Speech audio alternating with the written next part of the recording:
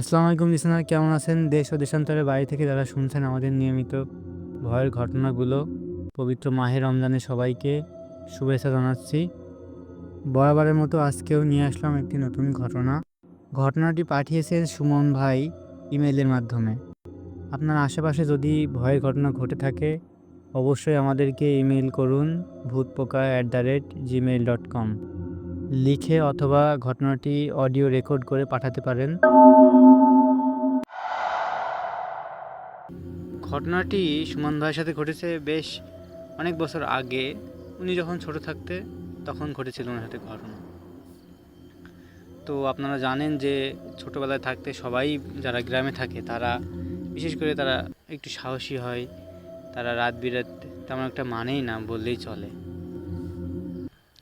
তো একদিন উনি আর ওনার বন্ধুরা মিলে রাত্রেবেলা গ্রামের হাঁটতে বের হয়। তো হাঁটতে অনেক দেরি হয়ে যায়, রাত তো অনেক বেজে যায়। আর জানেন যে গ্রামের রাত মানে রাত 8টা কিংবা 9টা মানে গভীর রাত, প্রচুর রাত। গ্রামের মানুষ সাধারণত খুব তাড়াতাড়ি ঘুমাতে পছন্দ করে এবং তাড়াতাড়ি ঘুমায় পড়ে। সারাদিন খেটে খুঁটে এসে সবাই খেয়ে দিয়ে ঘুমায় পড়ে।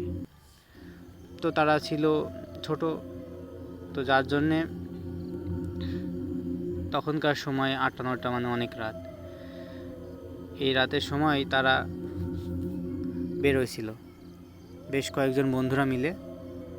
তো চারপাশে একেবারে নিস্তব্ধ, কেবল মাঝে মাঝে শোনা যাচ্ছিল যে শেয়ালের চিৎকার আর দূরের বাঁশঝাড়ে পেঁচাদের ডাক শুনতে পাচ্ছিল ওনারা।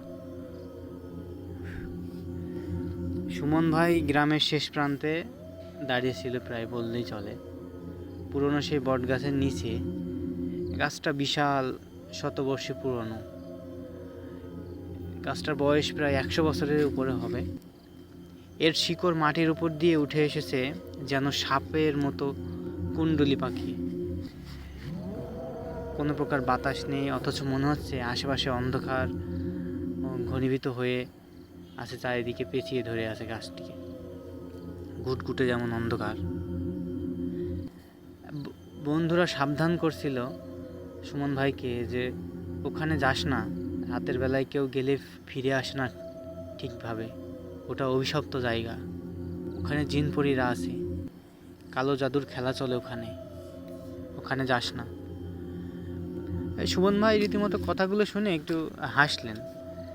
এসব বাজে কথা ভেবে সে একটু হাসি দিলেন আর বললেন, আমি এসব দেখে ভয় পাই না। তোর কি মনে হয় যে আমি ভয় পাই? তাই বলে সুমন ভাই একটা চ্যালেঞ্জ নিয়ে ওখানে গেল। মোবাইল বের করে ছবি তুলতে যাবে, ঠিক তখনই ফিস ফিস করে কে যেন বলল সুমন ভাইয়ের কানে, কেন এলে এখানে, কেন এলে এখানে? এইটা শুনে শরীরটা কেমন জানি ঝিমঝিম করে উঠল সুমন ভাইয়ের। চারিপাশে তাকালো, দেখলো একেবারে কেউ নেই, শুধু একা সুমন ভাই ছাড়া, আর ঘুটঘুটে অন্ধকার। বাতাস থেমে গেছে, গাছের পাতা পর্যন্ত একেবারে নড়ছে না, স্তব্ধ পরিবেশ। মনে হচ্ছে সময় যেন একেবারে থেমে গেছে, এমন একটা অবস্থা। এমন সময় অন্ধকারের ভিতরে থেকে একটা ছায়া যেন বেরিয়ে আসলো, এরকম মনে হইল। একটা লম্বা ছায়ামূর্তি, চোখ দুটো জ্বলছে আগুনের শিখা, মুখ নেই, হাত নেই, কিন্তু সুমন ভাই বুঝতে পারছে যে সুমন ভাইকে দিকে তাকিয়ে রয়েছে। এই অবস্থা দেখে ওনার শরীরের একেবারে গায়ের লোম দাঁড়িয়ে গেছে। উনি এই ভয়তে দৌড় দেবে, কিন্তু একটা জিনিস খেয়াল করে যে ওনার শরীর কোনোভাবে নড়ছে না। উনি দৌড়াতে চাচ্ছে কিন্তু দৌড়াতে পারছেন না। ওনার চারপাশে একটা অদৃশ্য শিকল যেন সুমন ভাইকে বেঁধে রেখেছে আঁকড়ে, যেন কোনোভাবে পা উঠাইতে পারছে না। একটা অজানা কণ্ঠে বলে উঠল, তুই আমাদের জায়গায় এসেছিস, শাস্তি পেতে হবে, তোকে শাস্তি পেতেই হবে। চারিদিক থেকে হঠাৎ করে কুয়াশার মতো কিছু একটা জমাট বাঁধতে শুরু করলো। তা থেকে বেরিয়ে এলো একটি কালো মূর্তি, কালো ছায়ায় মতো একটা মূর্তি। তারা একসঙ্গে হাত তুলে কি যেন বিড়বিড় করছিল সুমন ভাইকে দেখে নাকি। সুমন ভাই কানে ভেসে আসলে এক অদ্ভুত ভাষার মন্ত্র, মনে হচ্ছিল কিছু একটা মন্ত্র পাঠ করছিল সেই ছায়াগুলো। মন্ত্রগুলো ছিল ঠিক এমন: লিমাস, তোরান, ফাহিম, জাহা, ফারতিন, রুহান। মনে হচ্ছিল যেন একটা কালো জাদুর মন্ত্র টাইপের কোনো কিছু।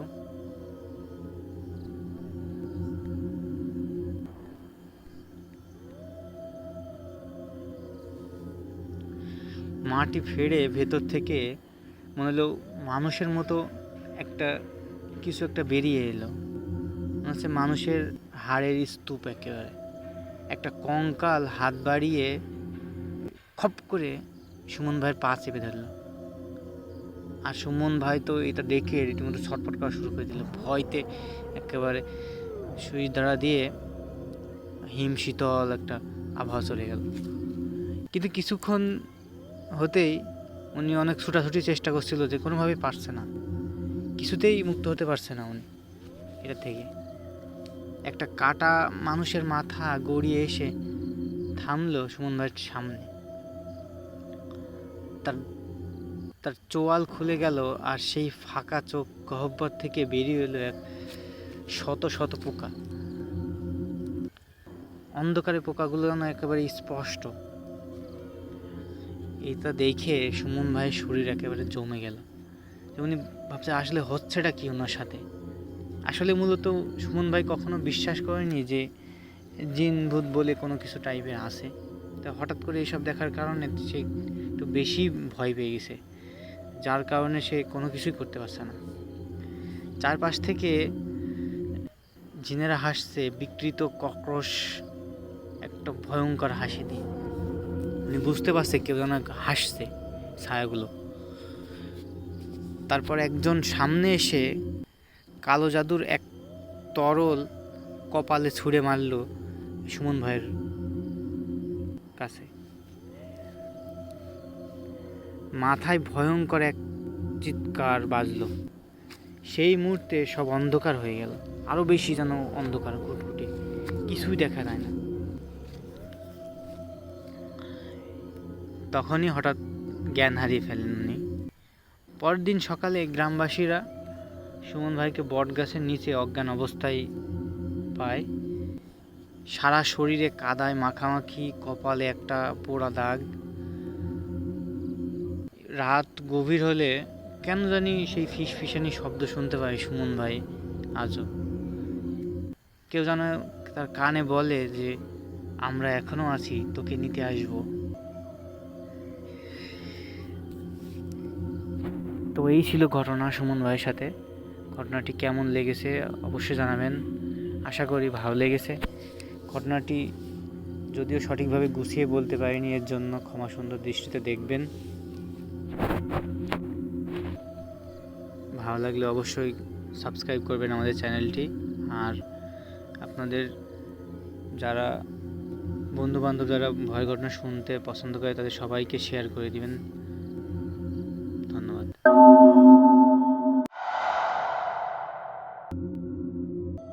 স্বাগতম লিসেনার আরও একটি নতুন ঘটনায়। ঘটনাটি পাঠিয়েছেন নাফিস ভাই। তো ওনার সাথে ঘটেছে ঘটনাটি এই মার্চ মাসের 1 তারিখে, এই বছরের প্রথম দিকেই ঘটনাটি ঘটেছে, এই মাসের। তো উনি যেভাবে লিখেছেন ঠিক সেভাবেই উপস্থাপন করছি।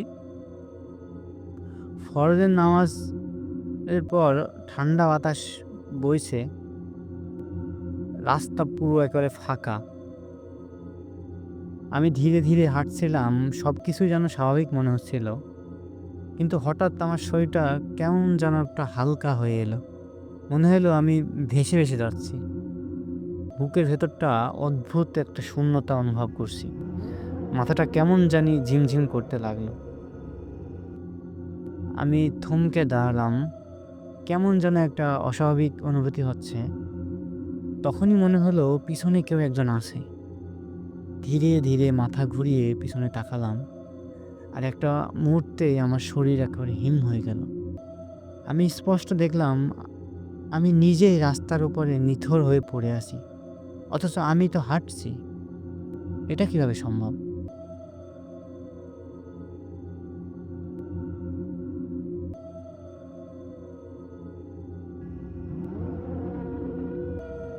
শ্বাস বন্ধ হয়ে আসছিল, গলা শুকিয়ে কাঠ হয়ে যাচ্ছিল, হাত পা যেন একেবারে অবশ হয়ে গেছে। তারপর এক মুহূর্তে আমার সামনে সাদা একটা ঝাটকা যেন একটা বজ্রপাতের আলো চোখের সামনে এক সাদা রেখার মতো ঝলসে উঠল। আমি আর কিছুক্ষণ দেখতেই পেলাম না। অনুভব করলাম আমি অন্ধকারে তলিয়ে যাচ্ছি। কখন চোখ খুললাম মনে নেই। যখন চোখ খুললাম তখন আমি একটা সাদা বিছানায় শুয়ে আছি। মাথার উপরে সিলিং ফ্যান